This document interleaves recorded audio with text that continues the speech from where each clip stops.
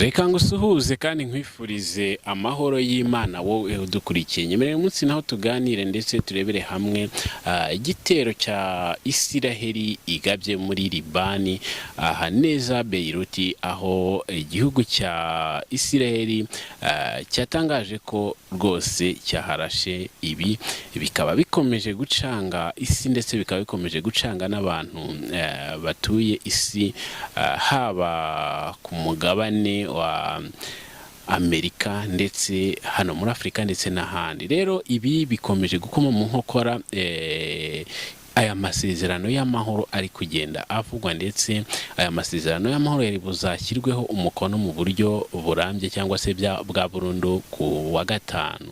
Ibi bisa naho birimo birasatira kuba hatangira cyangwa se hakongera kuba intambara yeruye ndetse intambara ikomeye ishobora nanone kongera guhuza igihugu cya Leta Zunze Ubumwe za Amerika n'igihugu cya Irani, bikaba byahangana ndetse bigashyamirana mu buryo bukomeye cyane, hatavuyeho n'igihugu cya Isiraheli, kubera ko iyi Isiraheli niyo iri kugenda iteza ibi byose, kuko Isiraheli niyo yarashe hano muri Libani ibintu Irani yatangaje ko idashobora kwihanganira namba.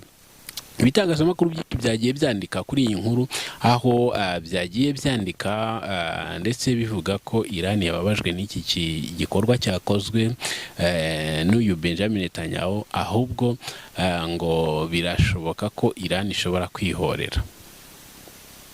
Ibi rero ntabwo ari ibintu bije aka kanya cyangwa se ngo bize bitunguranye cyane, kubera ko abanya-Irani batangaje ko Isiraheli, abaturage bo muri Isiraheli bari kuvuga ko Amerika ndetse n'igihugu cya Irani ngo bari kugambanira igihugu cya Isiraheli.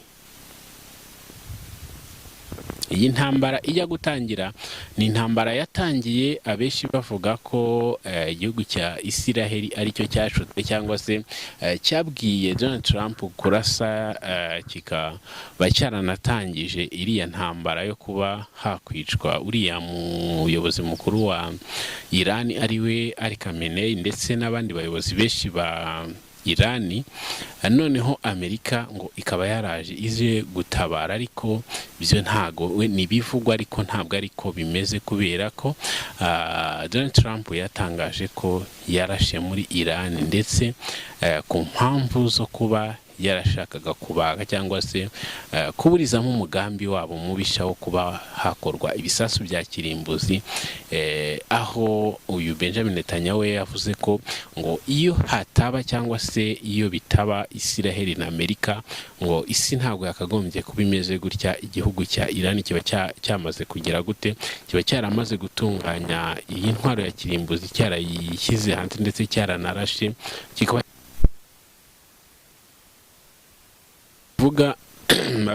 babivuga nkaho ari ikintu wenda kijeje ubundi, ariko twabonye ko Benjamin Netanyahu akiri umusore n'ubundi yavugaga ko Irani iri gutunganya intwaro za kirimbuzi. Izi ntwaro za kirimbuzi iyo ziba Irani iri kuzitunganya muri icyo gihe uyu Benjamin Netanyahu ari umusore, zararangiye nta nubwo zakagombye ziri kuba zigitunganywa. Ubu ngubu rero birasa naho hari ikindi kintu cyihishe inyuma y'ibi, birasa naho hari ikindi kintu ibi bihugu byaba Amerika ndetse na Isiraheli biri kugenda biduhisha.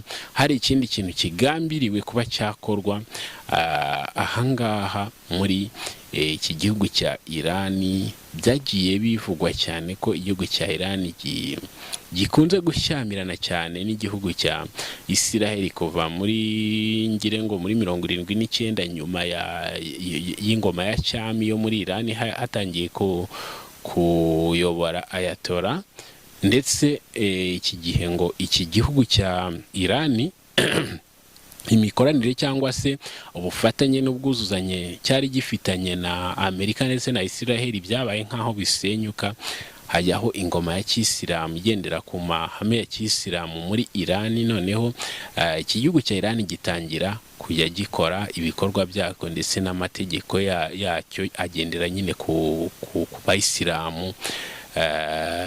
Ibi ngo byababaje Amerika ndetse bituma n'imikoranire n'ibindi byose by'ubwumvikane birangira bihagararira aho ngaho. Rero bikaba byarababaje Amerika ndetse n'igihugu cya Israel, ngo byakomezaga guhigira cyangwa se kuvuga ko bizasenya igihugu cya Iran. Rero iki gihugu cya Iran nacyo cyakomeje kiriyubaka cyane, ndetse kiga n'uburyo bwo kwigira bwo kwikorera ibisasu, zaba ziriya misile, amadrone ndetse n'ibindi byinshi by'ubwirinzi. Igihugu cya Iran kiragenda kirakomera koko, dore ko ari n'igihugu kinini nacyo, ndetse akaba ari n'igihugu gifite abaturage bakunda igihugu cyabo, ndetse n'abayobozi bagakundana cyane. Rero hagiye hicwa abayobozi benshi batandukanye, bagiye bicwa b'igihugu cya Iran bikozwe n'igihugu cya Israel ndetse na Amerika.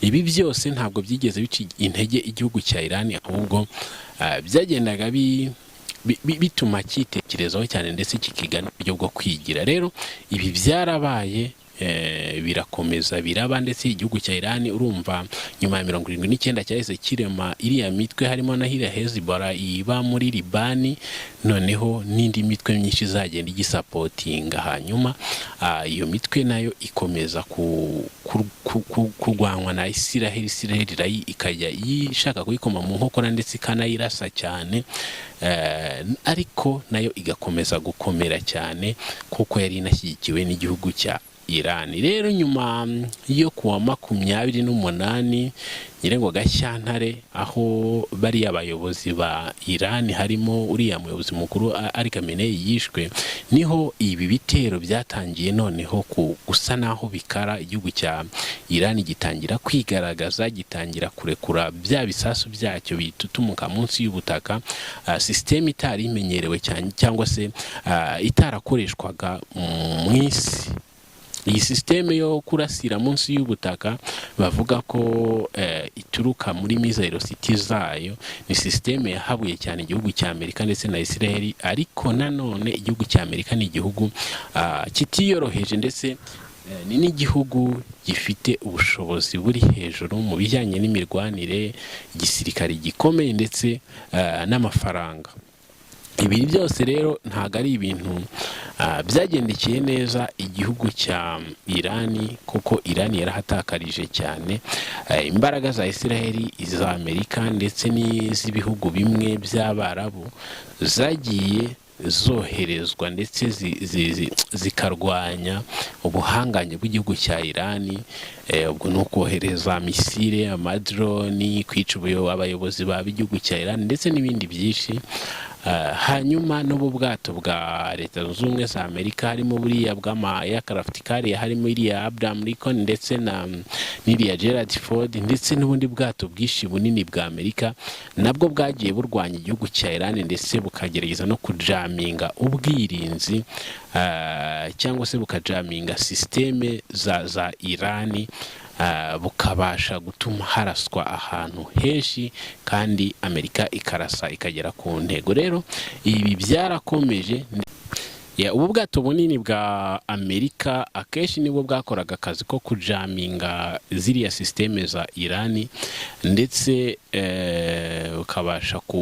bakabasha kuba bakwinjirira igihugu cya Iran. Mwagiye mwumva abapilote babiri, harimo umupilote umwe igihugu cya Amerika ngo cyatabaye imbere, ndetse n'undi kikaza kumutabara nyuma kinjiye mu gihugu cya Iran. Rero kugira ngo abasirikari ba Amerika cyangwa se igisirikari cy'igihugu cya Leta Zunze Ubumwe za Amerika cyinjire muri Iran, nta munya Iran wabibonye, byaterwaga na buriya bwato ndetse n'izindi systeme za Amerika zifatanyije na Israel.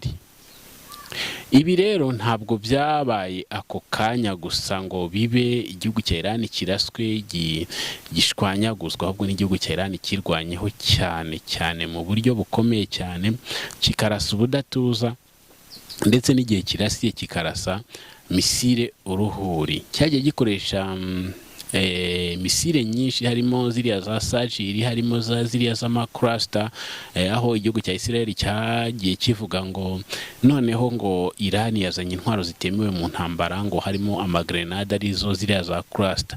Noneho hakurya gatoya muri Libani hakajya haturuka indege ziriya z'amadrone za Hezbollah zisensinga n'ubushyuhe ndetse ziza zirasa muri Israel, zirayizengereza cyane.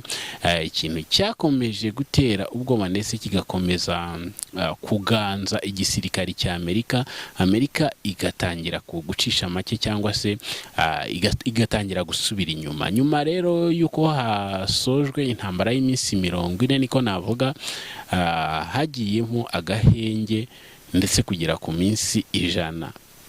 Ako gahenge n'ubu kagihengekerezwa, ndetse banavuga ko amasezerano y'amahoro ari hafi kuzuzwa ndetse gushyirwaho umukono mu buryo bwa nyuma. Murabona ko n'ubundi ibitero bigikomeje ari byo by'igihugu cya Iran kirimo kiragaba hano mu gihugu cya Libani, aha neza muri Libani, kandi bivugwa ko iki gihugu cya Israel nigikomeza kugaba ibitero muri Libani, Iran nayo iri burase byanga bikunze. Reka twitege n'ubundi ko Iran iri burase, kubera ko tumenyereye cyangwa se Iran umuco wayo, umuco w'abanya-Iran, umuco w'abayisilamu ni ukwihorera, ntabwo ari ugutangiza igitero gusa. Wenda nubwo bataharasa na Iran ishobora kuba yarasa, kubera ko n'ubundi nibo bayishotoye, nibo batangije ibitero, biriya bitero byo ku 28 byishe abayobozi ndetse bikangiza n'ibikorwa remezo, bikanakomeza. Ari igihugu cya Iran